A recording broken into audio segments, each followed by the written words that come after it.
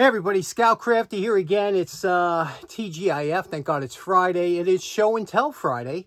We got a couple things to talk about, a couple nice show and tell items, and something from the poor man's flea market. Let's get right to it. Okay, next up on Father's Day, last Father's Day, we stopped by the flea market over in Connecticut, Elephant Trunk Flea Market, and ran into my good friend Phil and his lovely wife. And Phil, as you know, has a great stand there in Elephant Trunk. If ever you are there, please stop by and say hello. Tell him you know me. Fantastic deals, great tool deal. But he also has a lot of other stuff like lanterns, things like that. And he says, I got something for you. Check out what Phil gave me for the show. Check this out. Now, Phil thought this would be great for Show and Tell Friday. And sure enough, it's absolutely fantastic. This is an Anchor brand, 100-year-old at least, Wringer.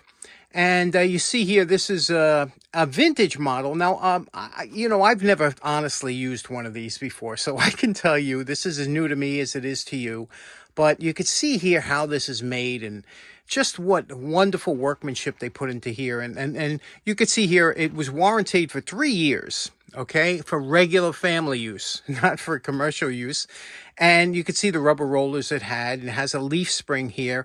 Now, why they would use a wringer over wringing it by hand is because it saved your clothes. Remember, every time you wrung out like this clothes, you would do damage to the fibers, where pressure between the rollers would just squeeze the water out without damaging your clothes.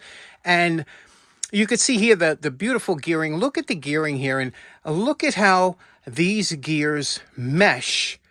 And the type of gears they are, that's real old-timey gearing. You can see here how they mesh when they turn. Very interesting. And everything is adjustable on this unit. I thought it would be really interesting. He went over the whole thing, so it was all rusted up when he got it, but he went over the hardware and stuff. So, this is the way it didn't need anything, obviously. But I'd like to try it on. I'm going to see if I could hook this up to the sink, see if we can wring something out. And then maybe later on I'll do something about oiling it or something like that as keep it for future use. But what do you think of that? Vintage 100-year-old Wringer. Now you can see here there's two very ornate adjustable pressure. There's a leaf spring here that this will adjust the roller tension. Now I've never done this before, so I don't know what I'm doing, but I'm going to feed it through this way. Now I'm not sure if it goes through this way or the other way, but I'll show you. I'm going to feed it through this way first. All you have to do is get these rollers started, and it grabs it right away. And watch what happens. Now, I'm getting water that's coming out this side. I have a bucket. You can see what happens.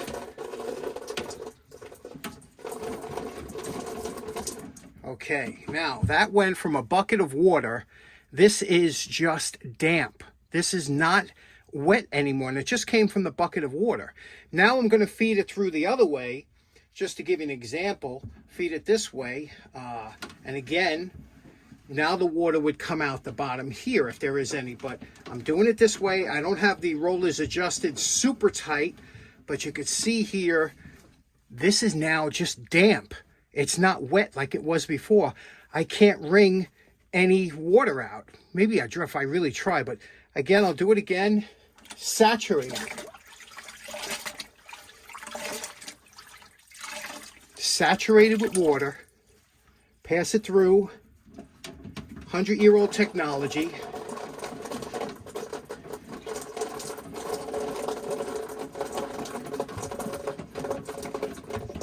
There we go.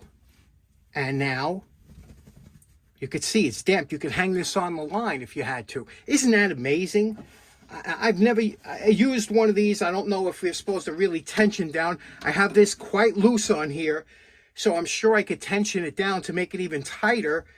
But just absolutely amazing. 100-year technology still works. Okay, next up, just a little bit of a rant. I hope you'll bear with me on this one. You know, I always talk about the poor man's flea market, and I'm going to in a minute. But that's me going around at night looking at what people throw out. And sometimes there's good stuff. As you know, you see some of the stuff I found on this channel. But there are guys that do it full-time, almost like their full-time hobby, and they're called scrappers. I got a good friend of mine, Chris, who has a channel here, CC Scraps, and he does that. He goes in dumpsters. He finds fantastic stuff or whatever. But there's almost like a code among scrappers, you know. And one of them is, if you find something good, you don't scrap it because, you know, you say, oh, you find the value in it, you know. Some of these guys flip it on eBay or something. And I think that's great because instead of it going to the landfill, people can use it, whatever the case may be. But then there's kind of a lower level of scrappers that, you know, there might be something good. Like somebody throws out a TV and they write a sign on it that says works. And then this guy cuts the cord off. You know what I mean? It's like, that's bad karma. You don't do stuff like that. You know what I mean? If you're not going to, for what? For a 2-cent cord, that's what you get scrap-wise. 2 cents. You're going to cut the cord off that possibly somebody could use that. So that's why I was always, there were so many good cords I left on things because I figured maybe somebody will pick it up. But I always go late at night. There's only maybe 30 minutes before the truck comes and takes it. So that's what, but if I saw something in the middle of the day and it was good, I wouldn't cut the cord with. So anyway, let me show you why I'm ranting about this. Okay, so the other day I'm out doing my walk, and now it's funny, I do my walk on my way home. Only around the corner from me I find this, and it was thrown, the people threw it out. They didn't throw it in the garbage. They put it at the end of their driveway, so, hoping somebody would take it. And don't you know, there's a scrap around my area, and what does he do? He rips them apart, and he look at the mangle job. You don't even have the proper cutters. What's he, gnaw it off with his teeth? So anyway, he cut the cord off these, and these were beautiful. There was nothing wrong with them, but one of them he broke. He broke the base of one. I guess when he's trying to cut, he dropped it. This is ceramic. You ever see these Christmas trees? It's funny, my girlfriend and I have been looking for one of these for a while. We always see them at the Flea. There's usually something wrong with one or two. And these are beautiful, except they always will be missing 1 or 2 bulbs, which is no problem because they are available. You can buy these. They're not cheap. This was $10, but you get 100 of them. And so this is good. So I have enough to fix a bunch of trees, but we're going to fix this. And you see here, they kind of mangled the cord. Here was another thing that was in that same pile that I found, the pile that as I was walking by, and I was so upset about seeing it broken, was this. Do you know what this is? Some of you old timers might know. Look at this. Do you know what that is? Think for a second. First of all, it's like a, I don't know if it's a Bakelite. It's like a phenolic. It's made by Eagle Electric. A lot of things from Eagle Electric is collectible. This is a bedboard light. So years ago, before the laptops, before the internet, people would read before they go to sleep. So this would clip on their headboard. It was Bakelite. And they had a bulb in there, and they could read before they went to bed. Again, they took the cord off, you know. And it's a shame because that's a vintage cord. It'd be nice to keep. But anyway, so, and these things are not inexpensive. These things they're collectible on eBay, whatever. But anyway, so I was able to save that we can clean up. But there we go. I want to get this working.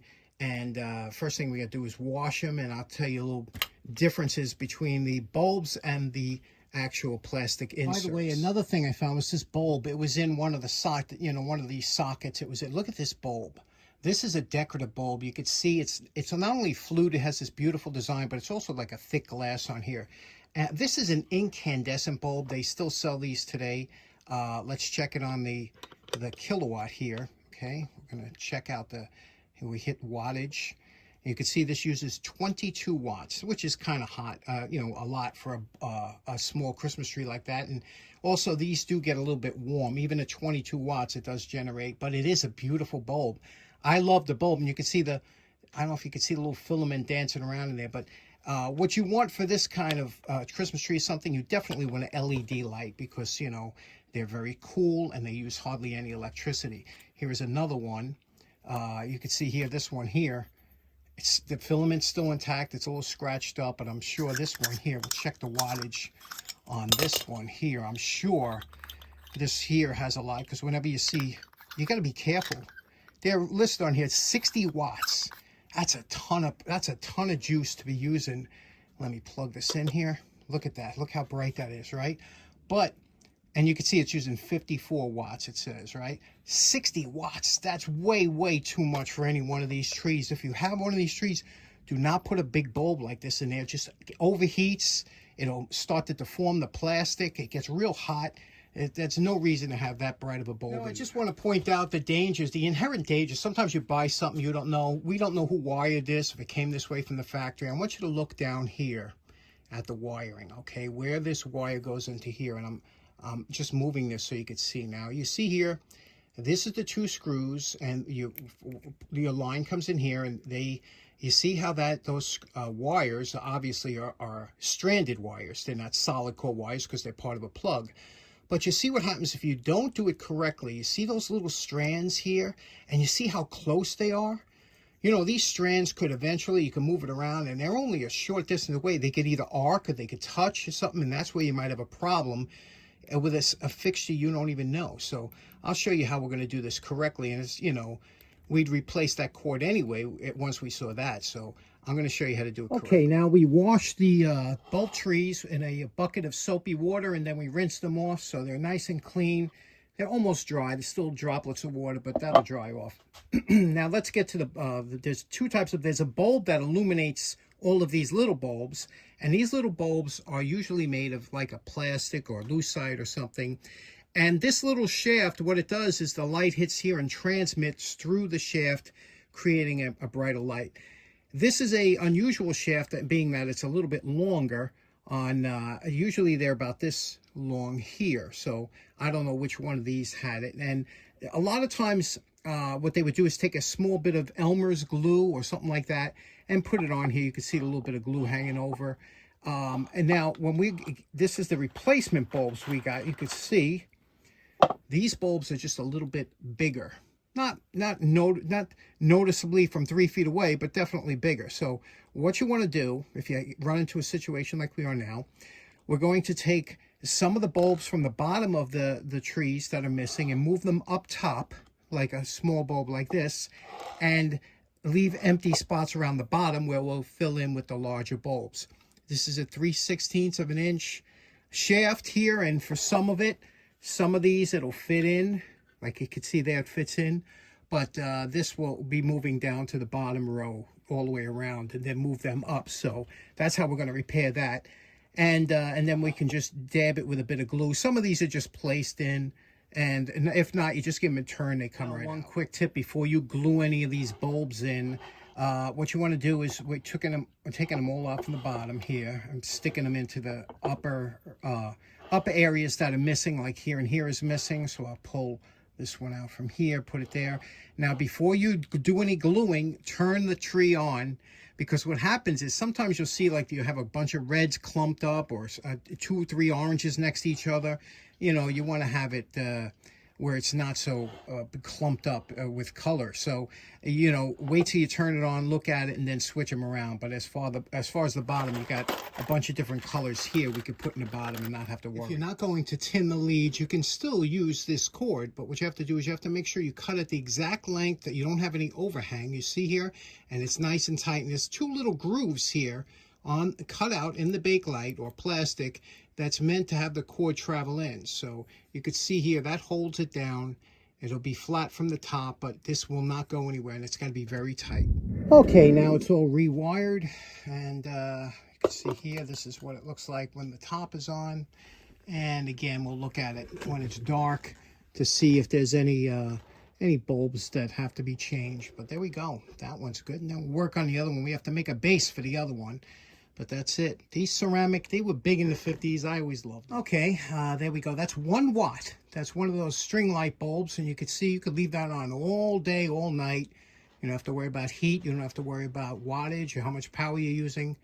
So there we go. That one's fixed instead of being in the trash. Okay, so in closing, you know, those old Christmas trees, those ceramic style Christmas trees were big when I was growing up. My Aunt Claire, who I just recently lost, and loved her very much, and she used to take a pottery class back then in ceramics years ago. It was kind of a popular hobby back in the 60s and 70s. People were taking ceramic classes, and they were making all these kind of unusual gifts to give away, you know, and whatnot. And I remember she made us one of those Christmas trees, and I don't know what happened to it, if it broke over the years, but I wonder if you had one of those growing up or seen one of those. They kind of bring back Christmas memories, and it was nice to find that in the street.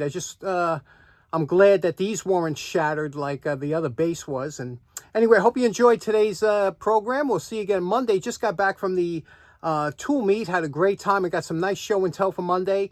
Hope you have a great weekend. Take care now. Bye-bye.